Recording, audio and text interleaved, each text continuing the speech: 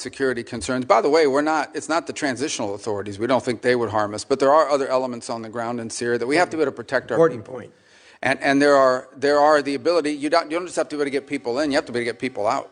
We have all kinds of requirements that are there for a reason. If someone is hurt, do you have a medical evacuation plan? Can you secure a facility from an attack from an armed group, many of whom are still running loose in the country, unfortunately? It's one of the fundamental challenges the transitional authority is facing. On the broader point of Syria, I would say when Syria, if you look at the history of the region, when Syria is unstable, the region becomes unstable. And this has certainly been true after the Arab Spring led to the Assad rebellion against Assad, and that really destabilized the entire region. And then it turned Syria, frankly, into a playground for jihadist groups, including ISIS and others, that used it to operate and to destabilize their partners. So you have this change in December.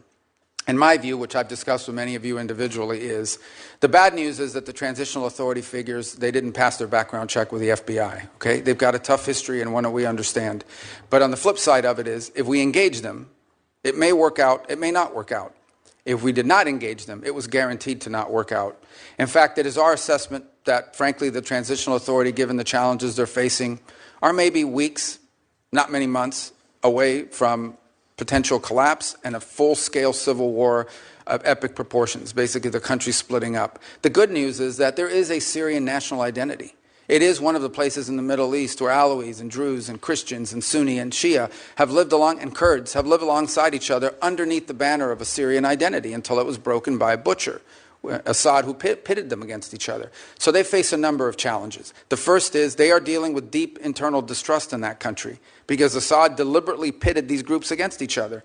He claimed to be the protector of the Alawis and the Christians and pitted them against the Druze or whoever else he wanted to, and the result is a deep level of distrust. The second is the displacement, upwards of 6, 7, 8 million Syrians living abroad, very successful, by the way, in the countries they go to.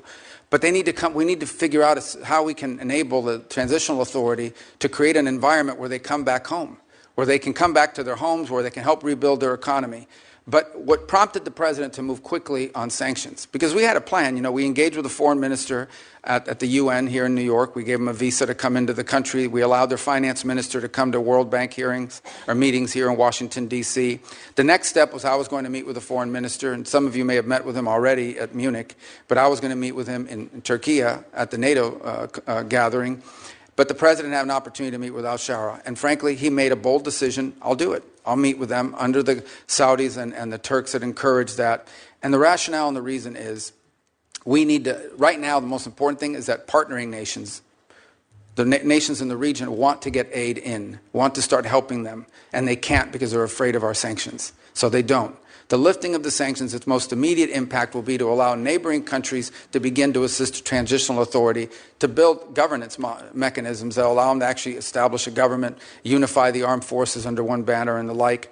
But I want to be frank, that won't be enough. You know, with the Caesar Act, we can issue waivers, but these waivers, because of expirations on them, are not going to attract the kind of foreign investment. Ultimately, there's going to have to be something done congressionally or more comprehensively to ensure that if the right steps are taken, we can create an environment for private sector growth that begins to provide economic opportunity to the people of Syria.